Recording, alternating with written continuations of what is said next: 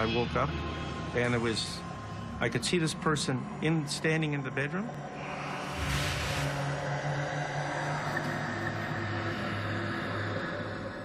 You could see their whole body. He had a different love, a different kind of love for me. I don't know how to say that. It was a kind of like a weird love, a sick love, possessive love, that kind of love.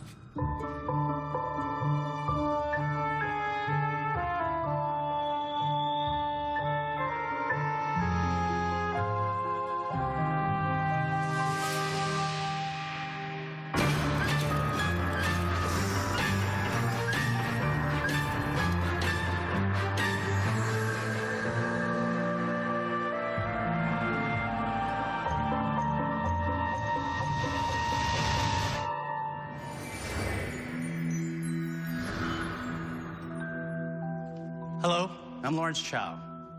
I'm a bit of a romantic. I believe in the power and permanence of love. Our consultants tell me I'm not alone. They tell me a lot of you are romantics like me. And that doesn't surprise me. But they told me something else that did.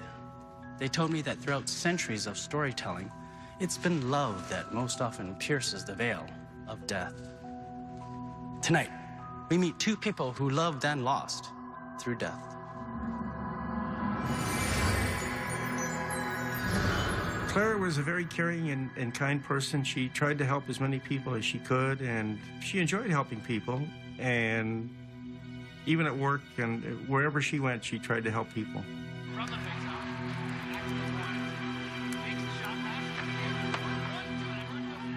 The night before she died, I was sitting watching the hockey game, and my wife, as usual, was sitting in the Chesterfield crocheting. Our house is like a raised bungalow, so we're sitting in our family room, but you could see outside. I looked out the window, and I saw this bright, bright light. It was huge. We're up near Brampton Airport, and I thought, well, maybe it's an airplane. But after looking at it for a while, it was far too bright to be an airplane. And it seemed like it was there forever. I went back to look at the hockey game to see what the score was. And I looked back out the window and the light was gone. It was the strangest thing. I couldn't put a connection to it at the time. Well, Claire went to bed. She gave me a kiss goodnight. And she always said to me, and I always said to her, I love you. And I did, and she did, and she said, I'll see you upstairs, and that was the end of it. I never saw her again, alive.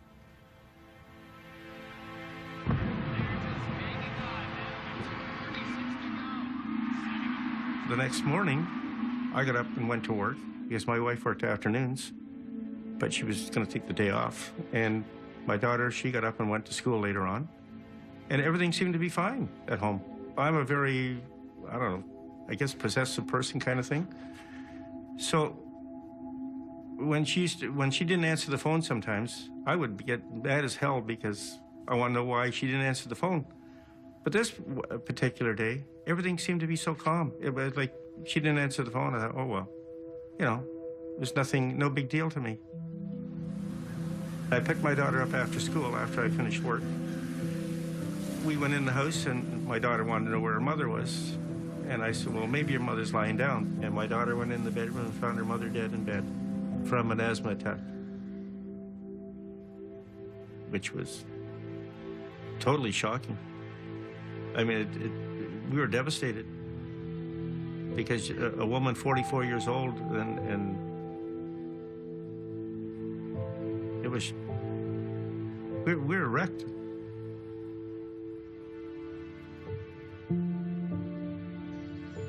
It was the light that gave me an awful lot of, an amazing amount of peace within, because that light, I think, was part of Claire.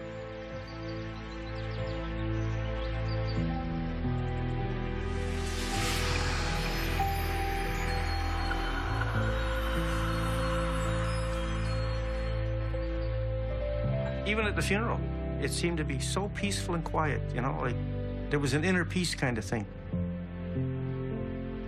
She wasn't there physically, but she was there in spirit. That was an amazing thing. I associate the light with Claire and her passing, knowing that it was an angel that came to take Claire.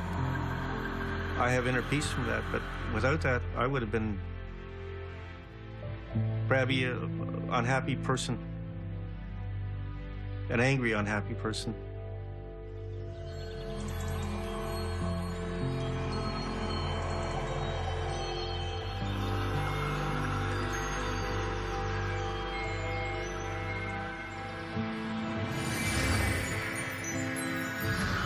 Fred knew that his wife was always open and generous. He knew as well that he was often grouchy and curmudgeonly.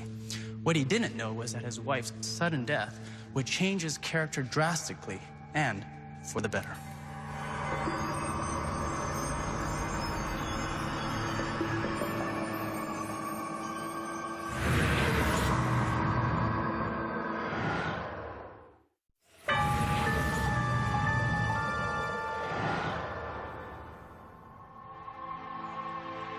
From the light, I take a lot of comfort. It's made me a better person.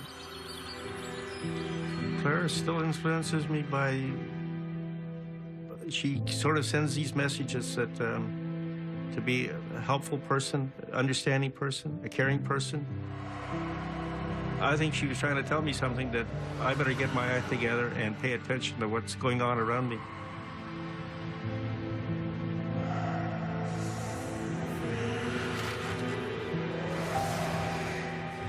Claire used to be a very restless sleeper. So I was in bed several nights, and it was actually felt like somebody kicking me in the back. And I'd wake up, and there was nobody there, which was strange. Some nights, lying in the bed, you could feel the blankets being tugged away from you. And then, not too long ago, I woke up, and I could see this person standing in the bedroom.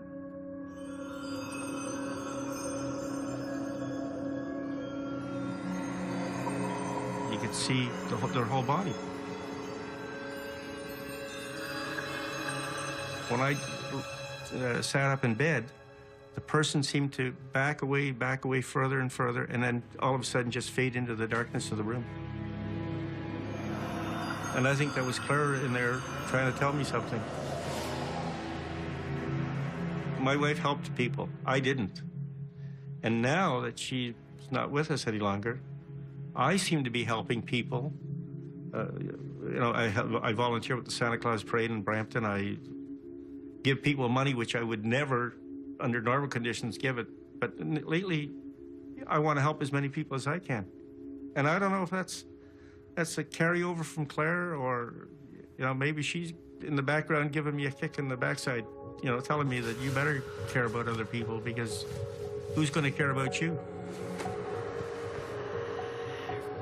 After she passed away, it sort of was a whole different outlook at life. Even now, it's sort of more peaceful, and I get upset, but not as much as I used to, because life's too short to get upset anymore. And you get a whole different value of life after someone that close to you passes away.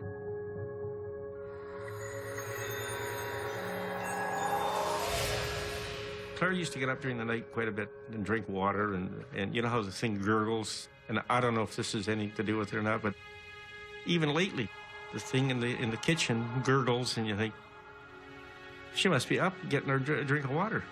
But she never comes back to bed.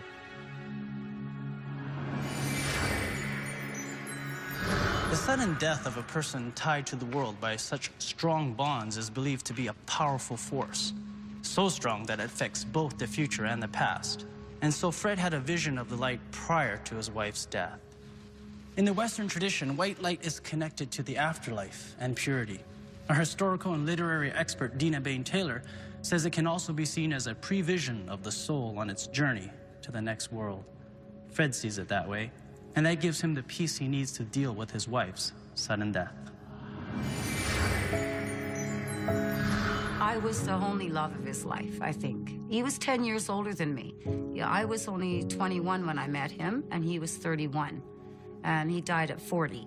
I couldn't believe he was dead. I still don't believe to this day. I believe to this day he's going to walk in my door anytime. Romantic love can be powerful and permanent. It can also be passionate and dangerous. It can be about star-crossed lovers, twists of fate and death.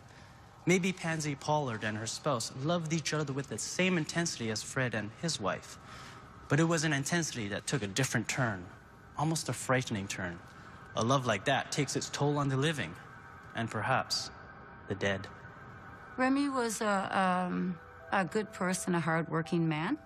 I never saw depression like to come over him, and for him to want to take his own life, it never dawned on me that he would do something like that.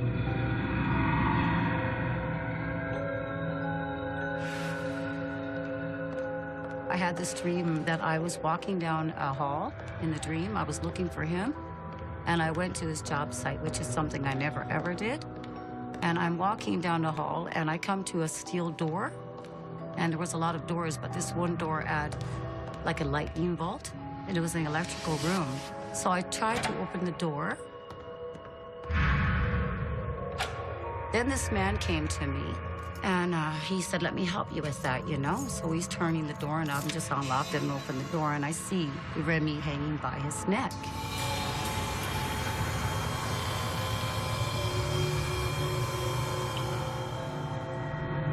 So I ran to him to hold him up. And he had his hands inside the rope. And there were 4 chairs in a circle around him. And I realized at that time that there's cigarette butts thrown all over the floor. I just see a lot of things at that time. It was fast, but I still see it to this day. I called my brother. I didn't go into details with him, but I did tell him I had a sense there was something terribly wrong, and asked him if he could if he could kind of check on him to see if he was okay, because we didn't live together at that time. And then he went looking, and he was making phone calls to family members, you know, to Remy's brothers and sisters. And that's when Sam came over and told me that they had found his body in the electrical room, and he was hanging by his neck. And there were 4 chairs in a circle, and there were cigarettes thrown around, but I didn't know that.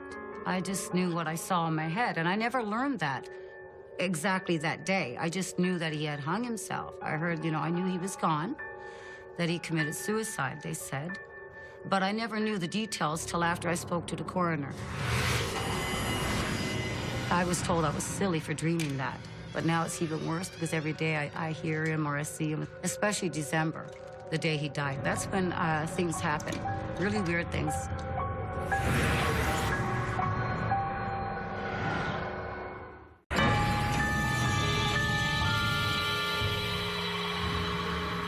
Both Fred Ormston and Pansy Pollard loved their partners deeply, but when their spouses continued to be a part of their lives after they died, Fred and Pansy came to some very different conclusions about life and death. The night that he had died, I saw him in my room, and my brother was taking care of my children because we were all in shock, you know. And I remember laying there, and I wasn't quite sleeping, and I saw a shadow walk in front of my window, and it was him, because I remember him so well. And I saw him, and I was confused a little. I'm going, no, this must be a dream. And I'm laying there, I'm hurting, you know, I'm in shock. And he touches me on my forehead like this, you know, and just goes, everything is going to be okay now. And I just freaked, you know. I panicked and I started to scream. And my brother came running in and asked me what was wrong. And I said, well, Remy just came here. He goes, that's impossible, you know. You're in shock. He said, you're having a dream or something. You know, it's impossible. He can't be here. I go, it's too real to have a dream. It was just too real. I felt his touch. We all have these energies around us, you know, and they come from other people, whether they're alive or dead or passed on. I don't know. But I think that when you're taken away before your time, that you are lingering and that you are left, you know, wondering where to go.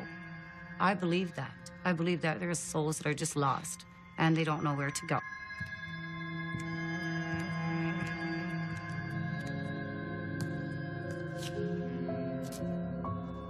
Since he's been gone, I've been still seeing him, especially at the time of his death, December 15th.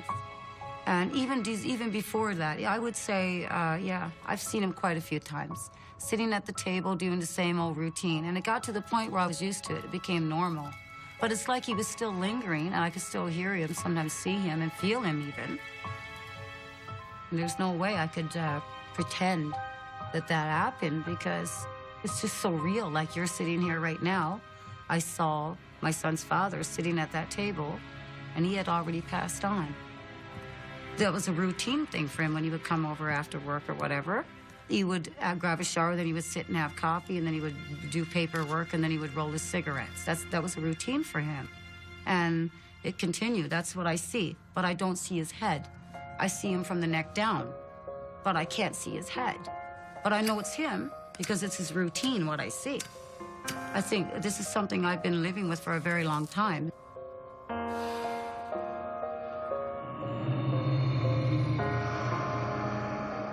There was an abusive situation going on between him and I in the years and 10 years I was with him, you know. He had a different love, a different kind of love for me. I don't know how to say that. It was a kind of like a weird love, a sick love, possessive love, that kind of love.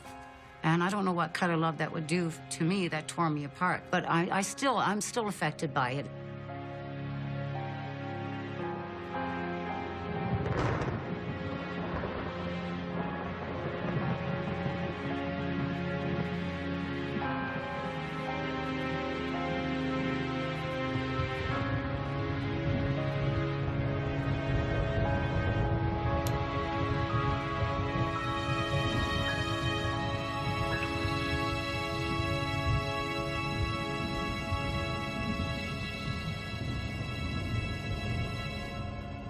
I didn't see his face, but I felt him. He was hugging into me, but I never saw his face. But I could sense him, and I knew it was him because I was touching his head. I could feel it. I could feel like it was almost like it was really happening. I swear, it was so real. It was just like it happened.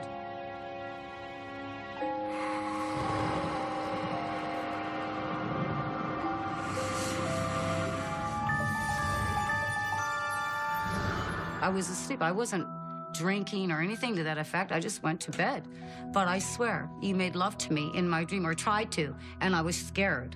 I woke up, and I woke up in the middle and realized this is not real. This is not happening. And I wasn't sexually acted or any. I wasn't like, let's just say I wasn't in that sense, like feeling like I just made love to somebody or wanting to. I felt a very warmth. I felt loved. I felt an enormous amount of love, like I never felt before. And I was scared. And I realized this is my son's dad, and he's not supposed to be here with me.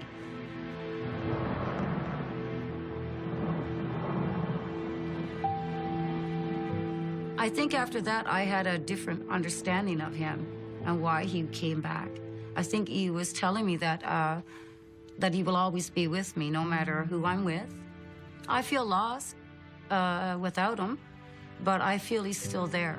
I think he's watching me and protecting us. I think he is watching over us, really, and that he will always be around. I honestly believe that, and I do love him still. And I just want him to know that we still love him and we do miss him, you know. But it brings tears to my eyes. I do shed a tear sometimes. It's sad. I'm sorry. Because it's been hard. Oh, it's just been hard. People think you're crazy. They think I'm crazy, but I'm not. I'm just, I think I am, how do you call that? I think he needs me. I think Remy needed me to say what's out there. I think he wants me to tell people. I don't know. I still miss him.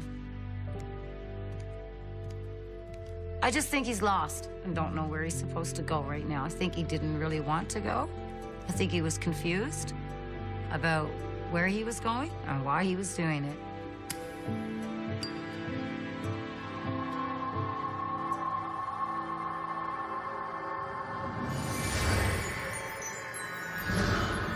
Pansy appeals to a common tradition to explain Remy's continued presence. In this tradition, ghosts are beings who are caught between two worlds. Remy's suicide, the cigarette butts on the floor, his hands on the noose suggesting second thoughts. It all evokes a lost soul who doesn't know where he wants to be. Fred Ormston came to grips with his wife's passing. He found peace and changed his life. When Claire appears, she's there to give him a kick in the backside and keep him on the path of good works. Pansy can't accept Remy's death. Maybe it's his suicide. Maybe it's the nature of her love.